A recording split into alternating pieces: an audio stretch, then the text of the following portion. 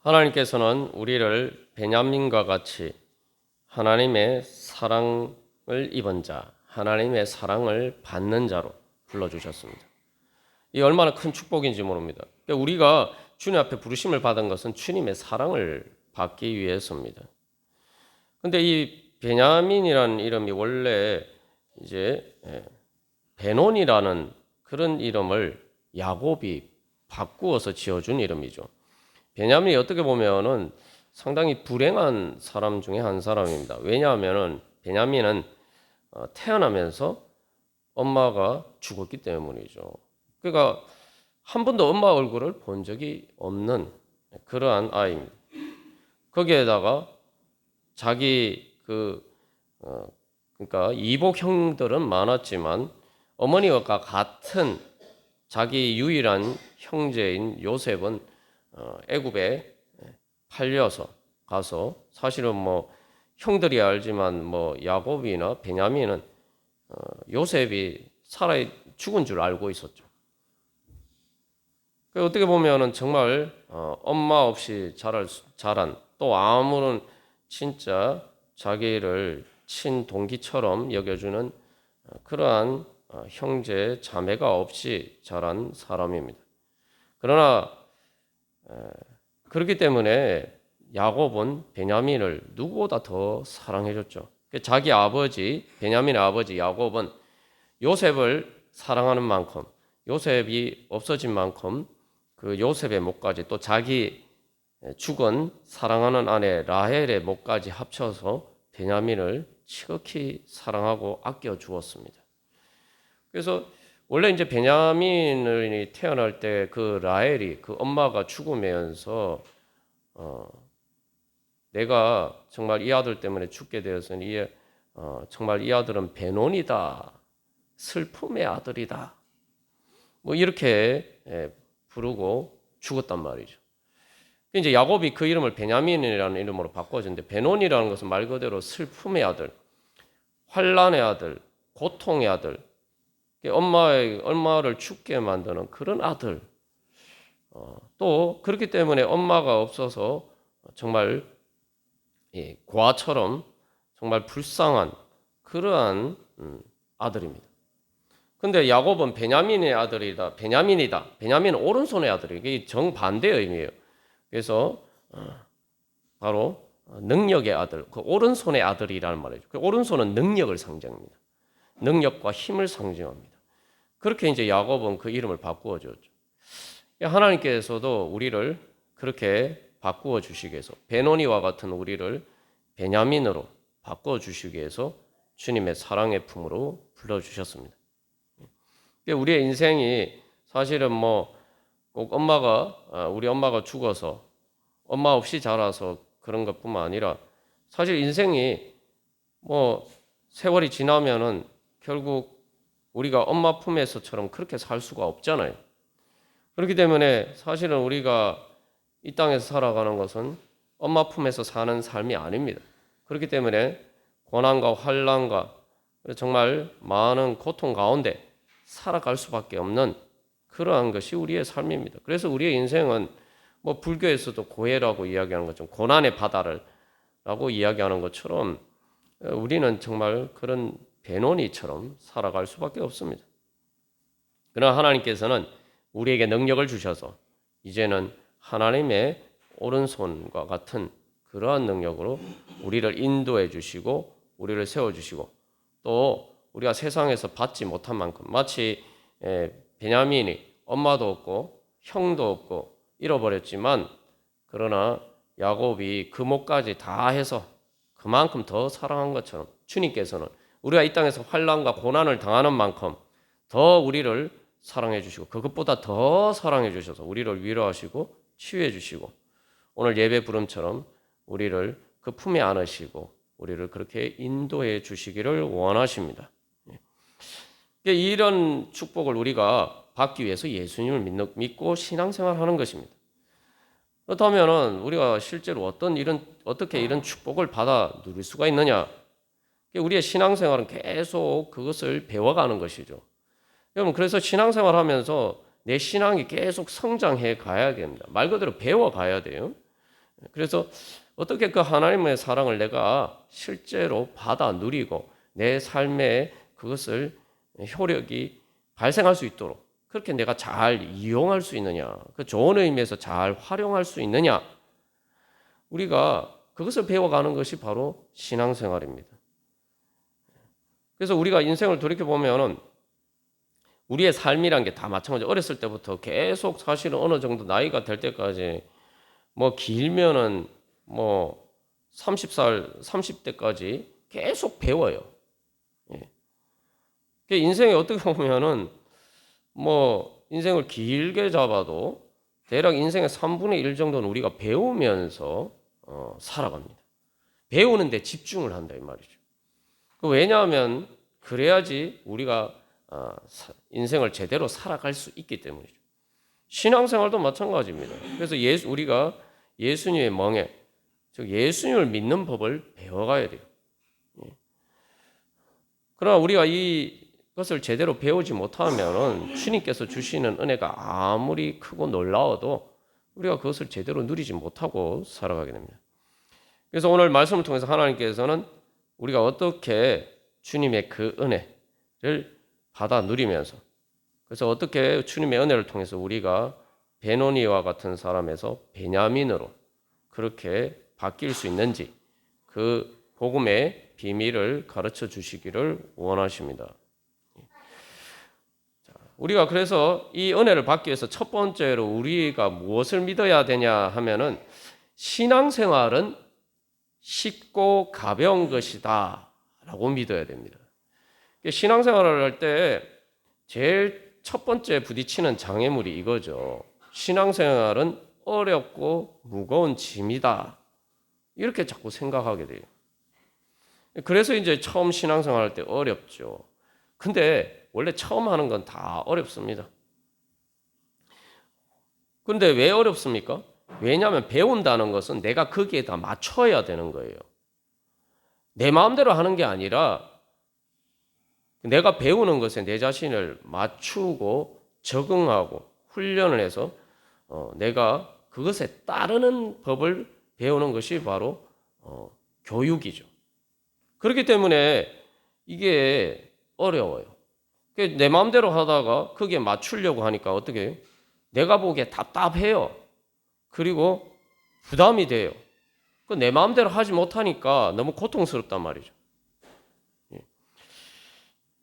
그럴 때 우리가 여기서 기억해야 할 것은 하나님께서 우리를 그런 길로 인도하시는 것은 바로 우리를 쉽고 우리의 인생의 짐을 쉽고 가볍게 만들어 주시기 위해서다.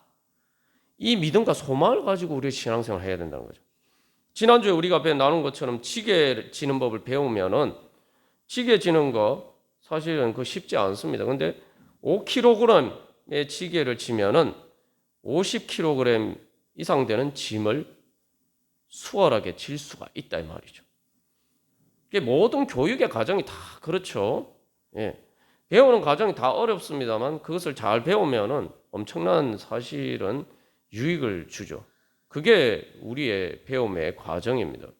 예. 그래서 뭐 학교 다닐 때도 학생들이 제일 어려워하는 게 수학이죠. 그런데 뭐 오죽했으면 수포자라는 말까지 있겠습니까? 수학을 포기하는 사람. 근데 사실은 우리가 오늘날 현대 문명에서 편리함을 누리는 모든 것은 다 수학에서 나왔어요. 예. 그러니까 수학이 어렵지만 그 수학을 통해서 우리가 얼마나 많은 물질 문명의 혜택을 누리면서 사는지 모릅니다. 그러니까 우리가 여기서 그렇다면은 수학은 사실 어렵지만 신앙생활은 그렇게 어렵다고 생각하면 안 돼요. 수학은 아무나 다 쉽게 잘할 수 있는 게 아니잖아요. 그러나 신앙생활은 누구나 쉽게 믿음만 있으면 잘할 수 있는 것인데 어떤 믿음이 있어야 되느냐? 이 신앙생활은 쉽고 가볍다. 그리고 나에게 유익을 준다. 내 삶을 편하게 만들어주는 것이다. 내 인생 사는 것을 쉽고 편하게 만들어주는 것이 신앙생활이다. 이 믿음이 있어야 됩니다. 그러면 우리가 이것을 어떻게 믿을 수 있겠습니까? 오늘 말씀을 통해서 잘 보여주시는데 잃어버린 양을 목자가 어깨에 메고 가죠. 그죠? 어깨에 저렇게 메고 가지 않습니까? 근데 왜 잃어버린 양을 목자가 저렇게 어깨에 메고 갈까요? 힘들잖아요. 목자 입장에서 힘든데 왜 저렇게 할까요? 그러니까 우리가 신앙생활 한다는 게 이제 결국은 예수님께 저렇게 업혀가는 것인데, 그러니까 내가 마음대로 움직이지 못하니까 어떻게 됩니까? 답답하죠. 내 마음대로, 내 발대로, 내 마음대로 행동하지 못하니까 자유가 없는 것처럼 느껴지고, 불편하고, 그리고 구속으로 느껴집니다.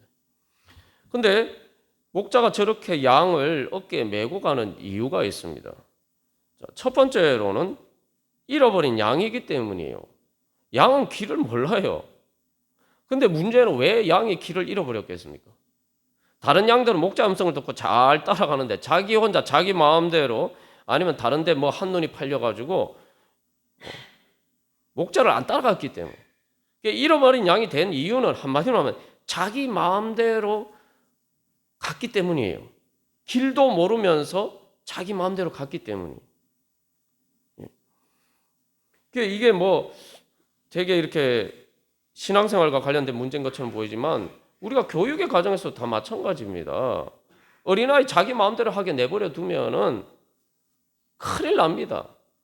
그래서 우리가 자기 마음대로 하지 않는 법을 배우는 것이 이제 성장 과정이죠. 그래서 이제 문제는 잃어버린 양을 찾았어도 양이 갑자기 딱 변해가지고 자기 마음, 목자가 인도하는 대로 가려고 할까요? 아니죠. 양은 자꾸 자기 마음대로 가려고 하고 또 자기 마음대로 가려고 해도 목자 음성을 듣고 그냥 쭉 따라가면 되는데 이게 훈련이 안 된 양 아니에요. 잃어버린 양이라는 게. 그러다 보니까 자꾸 이렇게 빨리 가야 되는데 자꾸 자기 마음대로 가려고 하면은 시간이 자꾸 지체가 되잖아요. 그죠? 예. 그리고 길을 모르기 때문에 어쨌든 간에 데리고 가야 된다면. 그 양은 목자를 따라가야 되는데 자꾸 그렇게 불순종하고 꾸물거리고 자꾸 여기 봤다 저기 봤다 그러다가 언제 집에 돌아갑니까? 그죠? 근데 문제는 집에 빨리 돌아가지 않으면 위험해요. 왜냐하면 잃어버린 양이라는 것은 그동안 제대로 먹지도 못했을 테고 제대로 물도 못 마셨을 테고 그죠? 그러다 보면 또 다니다가 상처도 났을 테고 이게 말 그대로 119 구급차를 타야 되는 위급한 상황에 처하는 거예요. 말 그대로 탈진 상태일 거란 말이에요.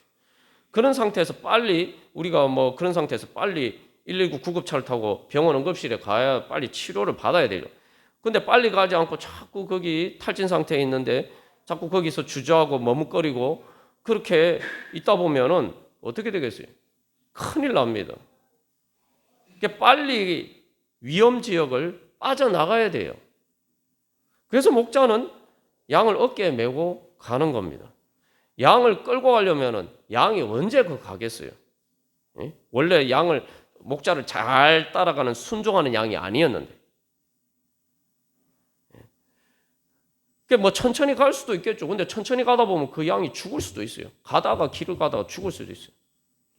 그러니까 목자는 마음이 급하기 때문에 빨리 집에 데려가서 먹을 것도 주고 마실 것도 주고 평안한 곳에 쉴 수 있도록 그래서 빨리 또 다친 곳이 있으면 치료도 해주고 그렇게 하기 위해서 빨리 안전해지도록 하기 위해서 그 양을 어깨에 메고 급하게 가는 겁니다. 그러니까 우리가 여기서 한 가지 깨달아야 할 것은 주님께 순종하고 주님의 뒤를 따라가는 길은 내가 가장 빠른 길이다. 내가 가장 빨리 내 인생을 성공의 길을 갈 수 있는 방법이다. 우리가 그걸 믿어야 됩니다. 그래서 그 멀고 험한 길, 사실은 그래서 그 탈진한 상태에 있는 잃어버린 양이 그 멀고 험한 길을 자기 발로 가면은 너무 힘들어요. 그러니까 목자는 그 양을 어깨에 메고 가는 겁니다. 힘드니까. 그래서 그걸 맡기고 가면 평안하고 그 멀고 험한 길도 자기 발로 가는 것보다 훨씬 쉽고 빨리 갈 수 있다는 말이죠. 우리가 이 믿음이 없어서 사실 주님을 제대로 따르지 못하고 순종하지 못할 때가 많습니다. 우리가 너무 자기 아집과 고집이 세서 마치 그 잃어버린 양처럼, 그래서 내 마음대로 자꾸 하려고 하고 주님을 따라가면 답답하다고 느껴요. 주님을 따라가는 게 답답하다고 느끼고 자꾸 이게 그 빨리 갈 수 있는 길도 돌아가는 것처럼 보인단 말이죠. 그래서 내 마음대로 가는 길은 넓은 길이고 주님을 따라가는 길은 좁은 길인 것처럼 보인단 말이에요. 그러니까 주님 못 따라갑니다. 뭐 저도 마찬가지예요. 처음만 그런 게 아니고 계속 주님의 은혜를 경험했음에도 불구하고 또 다른 어떤 과제, 인생의 과제들이 닥쳤을 때에 내가 주님께 순종하기보다는 내 마음대로 하려고 하고, 내 마음대로 하려고 하는데 주님께서 자꾸 그렇게 하면 안 된다라고 말씀하시고, 그러니까 자꾸 주님이 나를 구속하시고는 것처럼, 나를 속박하시는 것처럼 자꾸 그렇게 느껴진단 말이죠. 그래서 저도 주의 신을 내가 떠나 어디로 피하리까? 그 이제 복음성이 있고 그 저기 시편을 가사로 옮긴 것이죠. 그 찬양이 한때는 제 주제곡이었어요. 내가 주님의 신을 피해서 어디로 도망가나? 내가 도망가려고 해도 도망갈 수가 없네. 주님의 소나기를 벗어날 수가 없네. 주님 날 좀 내버려 두시면 안 되나? 나도 내 인생 좀 내 마음대로 살도록 주님 내버려 두시면 안 되나? 나에게도 자유를 주시면 안 되나? 이렇게 철없이 그런 생각을 하고 방황할 때가 있었습니다. 근데 지나고 보니까 참 어리석은 일이었다는 것입니다. 우리가 바로 그 부분에 있어서 우리가 주님을 믿어야 돼요. 주님께서 인도하시는 길은 좁은 길인 것처럼 보이지만 그러나 가장 넓은 길이고 그것이 바로 하나님 나라 천국을 향해 가는 고속도로다. 우리가 그걸 믿어야 됩니다. 그래서 이 주님께서 우리를 인도하실 때 결국 목마를 타고 간다. 결국 내 발로 가지 않는 법을 배우는 게 신앙생활의 제일 중요한 교훈이에요. 내 발로 가면은 너무 힘들어요. 근데 우리가 주님께 목마 타고 가면 어린 양이 저렇게 어깨에 매여서 가는 것처럼 그렇게 가면은 그 다음에는 내 발로 가는 게 아닙니다. 그냥 양은 목자 위에 등에 어깨 위에 딱 엎여 있으면 되죠.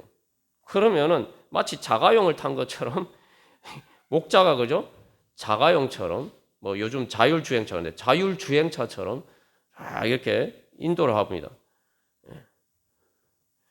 그러면은 이제 위에 화면 이제 지난주 우리 예배 부름처럼 나의 사랑하는 자야 빨리 달려라.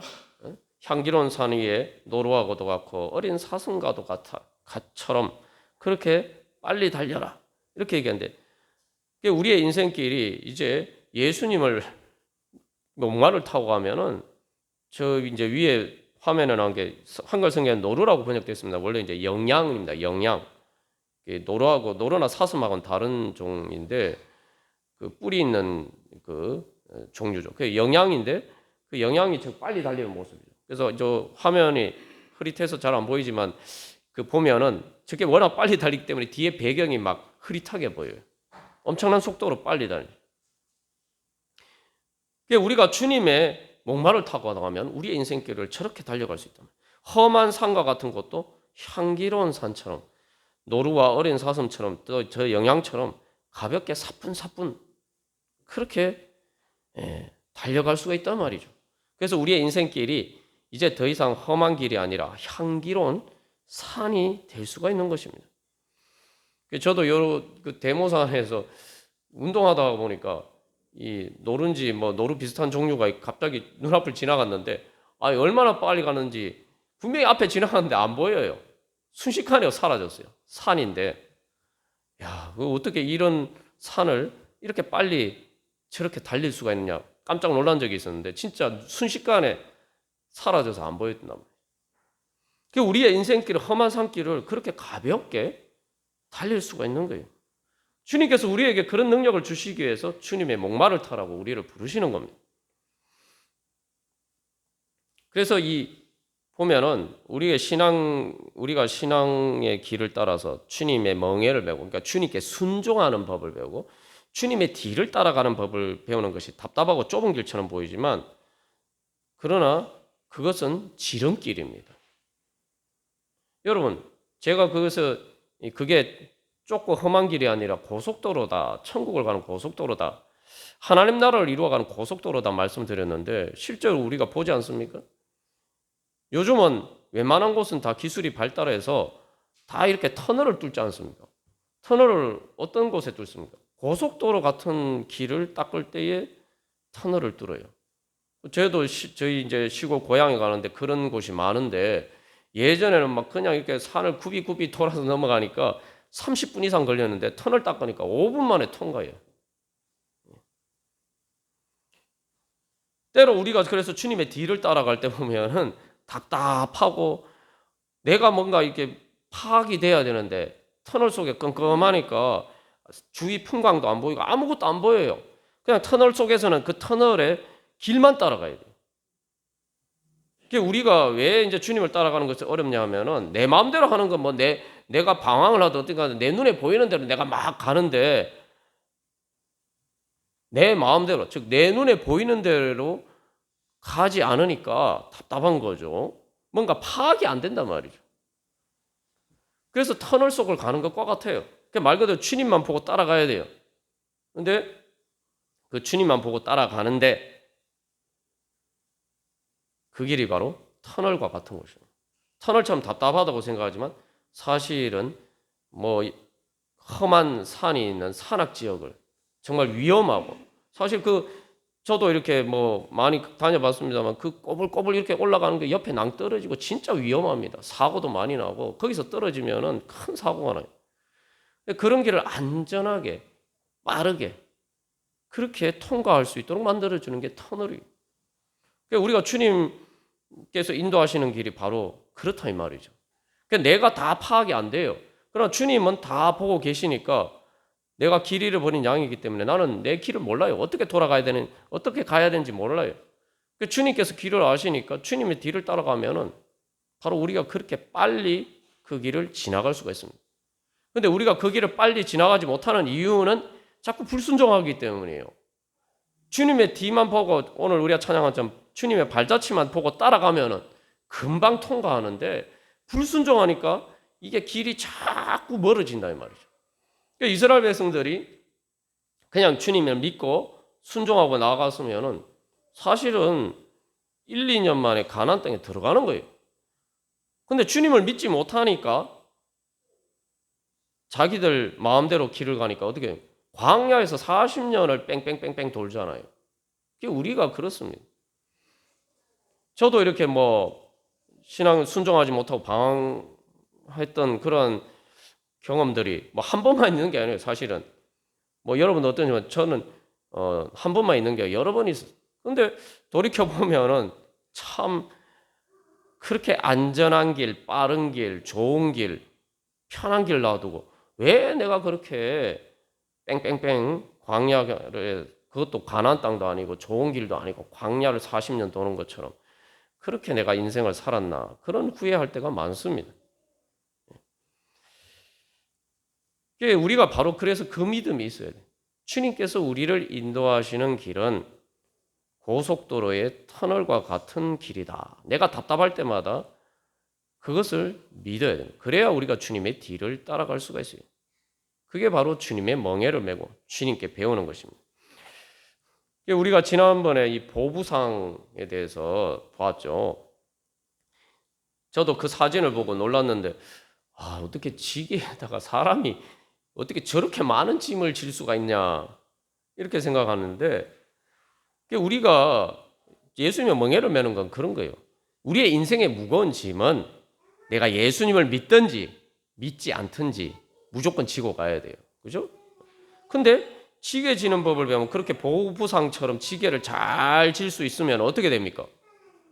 그게 처음에는 무거운 짐이지만 그 무거운 짐을 지게가 없으면 애시당초 그 짐을 지고 갈 수 있는 가능성 자체가 없어요. 말 그대로 불가능한 거예요. 근데 지게를 지면은 그 짐을 지는 게 힘들고 무겁긴 하지만 그 짐을 지고 전국 팔도를 돌아다니면서 장사를 할 수 있는 가능성이 생기는 거예요. 지게가 없으면 다 불가능한 일이거든요. 그러니까 우리가 예수님의 뒤를 따라가는 게 마찬가지입니다. 신앙생활이 그런 거예요. 내 인생은 내 스스로는 가능성이 애시당초 없어요. 불가능한 길이에요. 불가능한 길인데 주님께서 예수님을 뒤를 따라가는 예수님의 멍에를 메고 신앙생활에 멍에를 메고 주님의 뒤를 따라가면은 가능성이 열립니다. 옛날에 불가능했던 그 일들이 가능성으로 열리는 거예요. 그리고 뿐만 아니라 그 가능성을 그래서 현실로 또한 만들어 줍니다. 그래서 보부상이 그 무거운 짐을 지고 장사를 하면서 팔도를 돌아다니지만 점점 어떻게 되죠? 짐이 점점 가벼워지죠. 그죠? 짐이 점점 가벼워져요. 왜냐하면 그 장사를 해서 자꾸 이제 물건을 자기가 처음에 지고 갔던 그 많은 짐들을 많은 물건들을 하나씩 파니까 짐이 점점 가벼워질 거 아닙니까? 그 어떻게 가벼워집니까? 이거 되게 이게 신바람 나는 일이에요. 왜냐하면은 무거운 짐을 그 장사를 할 때마다 그 무거운 짐의 무게는 줄어들고 돈의 무게가 늘어난다 이 말이죠. 근데 짐에 비하면 돈은 가볍잖아요. 비교도 할 수 없이 가볍잖아요. 여러분 돈의 무게가 무거워지는 것을 원하십니까? 예. 다들 뭐 안 원하세요? 예. 여러분 가방을 어깨에 배낭을 메고 가는데 돈의 무게로 무거워서 한번 그렇게 돈을 지고 가시기를 원하십니까? 별로 이렇게 그렇게 많은 돈을 안 져보셔서 잘 모르시는데 배낭여행만 꽉 채워도 몇 억은 됩니다. 근데 돈은 종이라서 별로 무겁지가 않아요. 하나님께서 우리를 그렇게 바꾸어 주시는 거예요. 내 인생의 무거운 짐을 점점 하나님 나라의 축복과 은혜로 세상의 돈보다 더 가벼운 하나님의 은혜로 바꾸어 주시는 거예요. 근데 그게 어떻게 되죠? 보부상이 어떻게 보부상한테는 그게 어떻게 가능하죠? 지게 때문에 그게 가능해져요. 지게를 지는 건 투자입니다. 그래서 보부상은 그 무거운 짐을 질 수가 없었지만 사실 지게가 없으면 그렇게 많은 짐 지고 장사하러 다닐 수가 없어요. 근데 지게를 지면은 그 무거운 짐을 지고 그래서 내가 이 짐을 하나씩 팔아서 결국은 내가 많은 이윤을 남겨서 정말 내가 또 더 잘 살게 될 것이다. 이런 소망을 가지고 그 짐을 지고 우리가 예수님의 멍에를 메고 신앙생활을 한다는 것은 신앙의 훈련을 한다는 것은 주님의 뒤를 따라가는 순종의 훈련하는 것은 바로 그런 것입니다. 우리가 그런 믿음으로 주님께 주님의 멍에를 메는 법 저도 지게 메는 법과 같은 바로 그렇게 주님의 멍에를 메고 주님의 뒤를 따라가는 법을 주여 가르쳐 주시옵소서. 우리가 그런 믿음을 가져야 돼요. 그게 믿는 겁니다.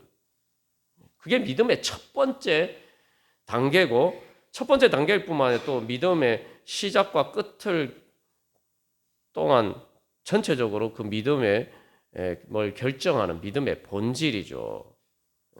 그걸 다른 말로 하면 그래서 이 선한 목자 되신 주님의 어깨 위에 엎혀서 가는 법을 배우는 것이죠. 그래서 이제 이 신명기 33장 12절에서는 하나님을 베냐민을 어디에 두신다고 말씀하십니까? 자기 어깨 사이에 있게 하신다. 우리가 그 은혜를 받으려면 말 그대로 목자의 어깨에 메인 양처럼 우리가 그렇게 주님께 묶여야 돼요. 주님께 묶여야 돼요. 그래야지 우리의 인생이 편해집니다. 그래서 십자가를 지는 것은 무거운 짐과 의무나 통제나 구속이 아니라 부활의 자유를 주는 것이다. 부활의 자유예요. 부활의 자유. 부활은 인간에게 불가능한 겁니다. 아무도 그 가능성을 열 수가 없는 거예요. 그러나 우리가 신앙생활의 짐을 지면은 바로 부활의 가능성이 열립니다. 그러니까 우리가 예수님의 멍에를 메고 배우는 것은 부활의 자유를 향해서 가는 길입니다. 뿐만 아니라 그것은 우리의 인생의 짐을 쉽고 가볍고 편안하게 만들어 주기 때문에 유익한 것이죠. 유익한 것.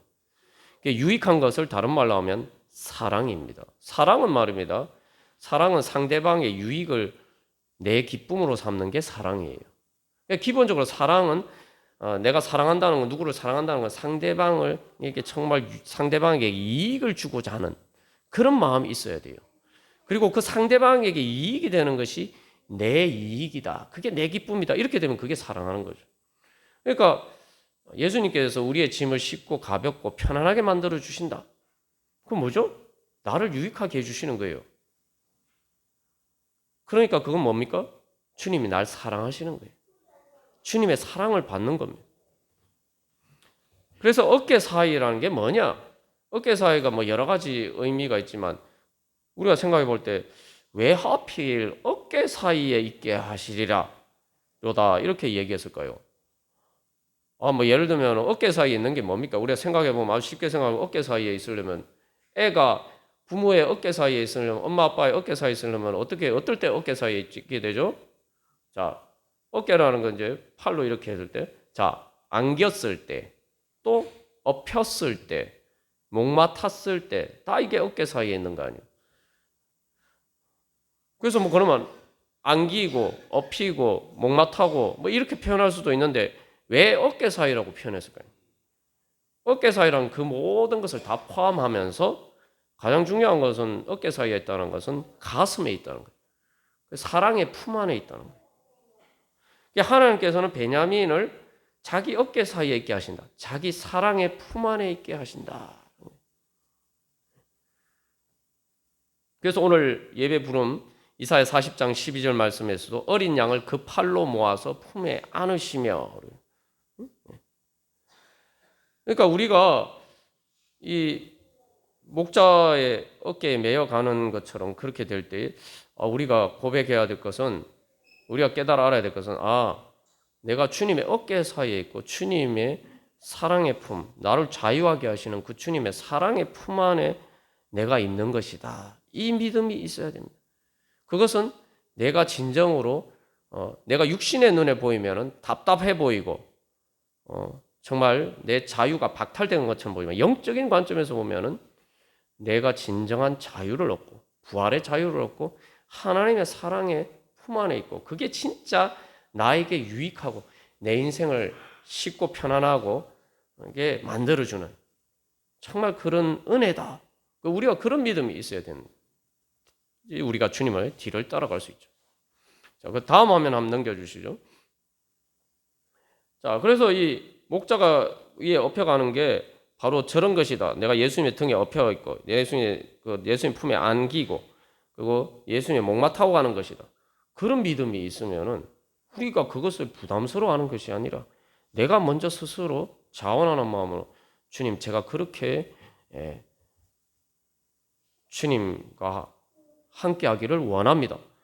내가 스스로 원해서 그렇게 하겠죠. 그죠? 그래서 이 오늘 신명기 33장 12절에서는 하나님께서 그 곁에, 베냐민이 하나님의 사랑을 받는 자이기 때문에 하나님 곁에 안전히 살도록 하나님께서 보호해 주시겠다. 그죠? 하나님 곁에서 안전히 평안하게 그렇게 살게 해 주시겠다. 그래서 그를 날이 마치도록, 날이 마친다는 것은 아침부터 저녁까지 뿐만 아니라 밤새 하루 종일이니까 말 그대로 모든 시간 영원히 주님께서 보호해 주시겠다는 거예요.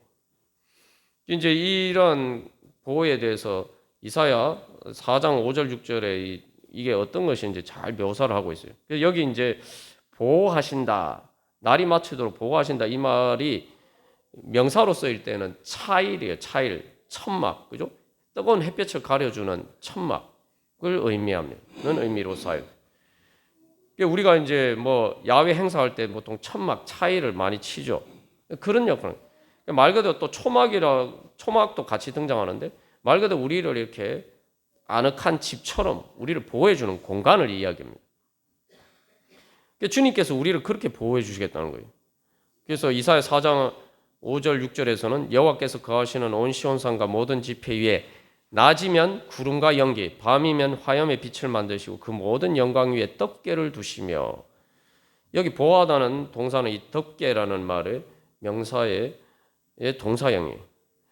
또 초막이 있어서 낮에는 더위를 피하는 그늘을 지으며 또 폭풍우를 피하는 숨는 곳이 되리라. 주님께서 우리를 그렇게 보호해 주시겠다는 거죠. 근데 여기서 중요한 것은 이 하나님께서 우리를 그렇게 안전히 살게 하시라. 그 곁이라고 했는데 사실은 영어 그 곁이 사실은 주님의 어깨 사이예요. 근데 여기서 이제 안전이라고 표현되어 있는데 이 안전이라는 말이 이제 명사죠. 근데 이 안전이라는 말이 여기서는 명사인데 원래 이 안전이라는 말은 동사형은 뭐냐면 신뢰하다는 겁니다. 그러니까 우리의 믿음은 신뢰하는 것이죠. 그러니까 말 그대로 주님을 믿는다, 주님을 신뢰한다. 바로 그러한 표현에서 안전이란 말이에요. 그러니까 주님을 신뢰하니까 안전인 거예요. 그러니까 우리가 이 주님께서 우리를 안전하게 지켜주시는 은혜를 받기 위해서는 내가 주님을 신뢰해야 돼요. 그럼 내가 주님을 어떻게 신뢰합니까? 이제 내가 뭔가를 내 마음대로 주무르고 통제하려는 것을 내려놓고 주님의 사랑의 품 안에 안겨야 돼요. 이게 믿음의 첫 번째입니다. 그래서 내가 먼저 하나님이 아니라는 걸 인정해야 돼요.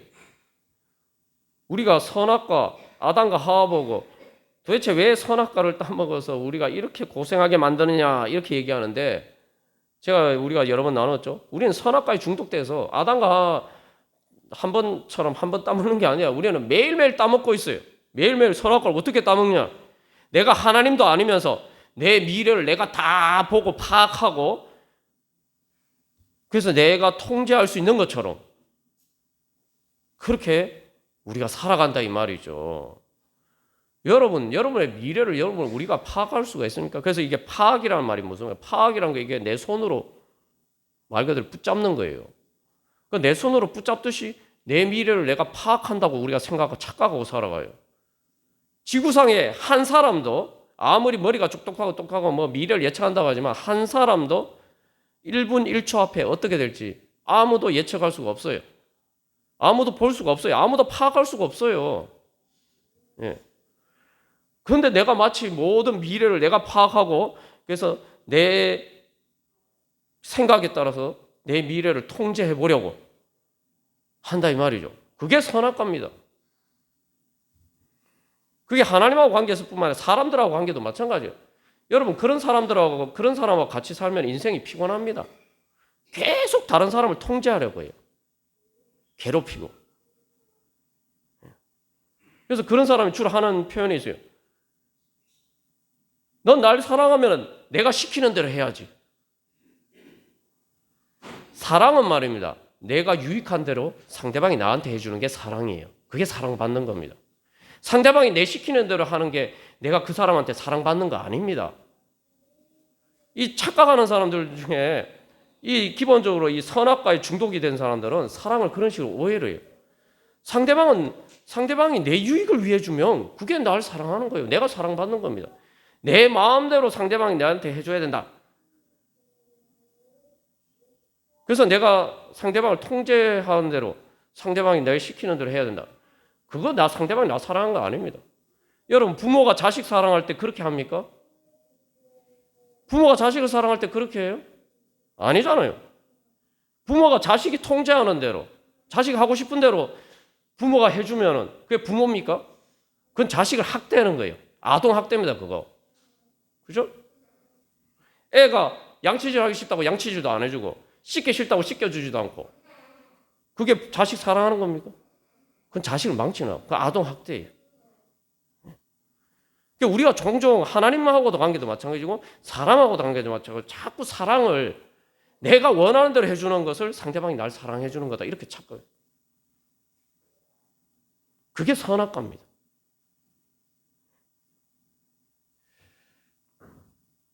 그러니까 우리는 주님께 내려놔야 돼요.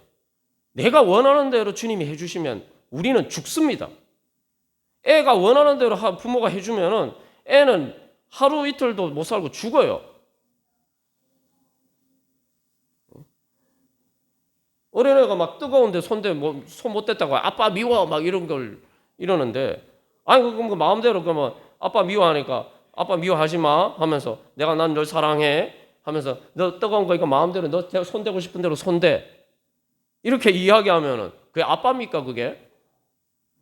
그런데 우리는 하나님이 우리한테 그렇게 해주시길 바란단 말이에요. 그러면 죽어요. 우리 죽습니다. 그래서 하나님이 우리 마음대로 안 하십니다. 우리 사랑하시기 때문에. 하나님은 우리가 원하는 대로 해주시지 않고 우리에게 유익한 대로 해주십니다. 우리가 그걸 믿어요. 그리고 그것을 믿고 주님께서 저를 유익하게 해주시는 대로 주님 따라가기를 원합니다. 이게 믿음이에요. 그래서 진짜 하나님을 하나님으로 인정해야 됩니다. 예수님을 예수님으로 인정해야 돼요.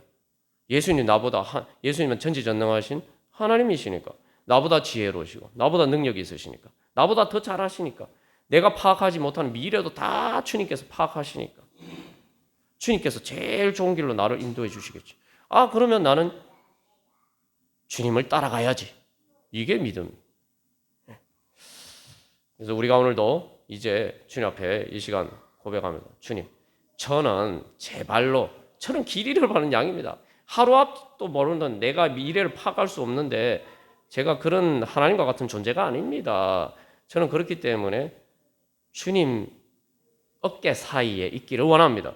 주님께 업히고 안기고 주님의 목마타고 주님의 발로 걸어가기를 원합니다. 우리 그렇게 고백하면서 주님 앞에 나갈 때 오늘 베냐민에게 주시는 그 하나님의 축복이 우리들 가운데도 넘쳐날 줄로 믿습니다. 우리 한 주간 기도문 교독하고 우리 같이 기도하겠습니다. 1번 제가 먼저 읽겠습니다. 저는 이 험한 세상에서 잃어버린 양 같습니다. 하나님 아빠의 어린 양처럼 저를 안아주시고 업어주시고 목마 태워 주소서.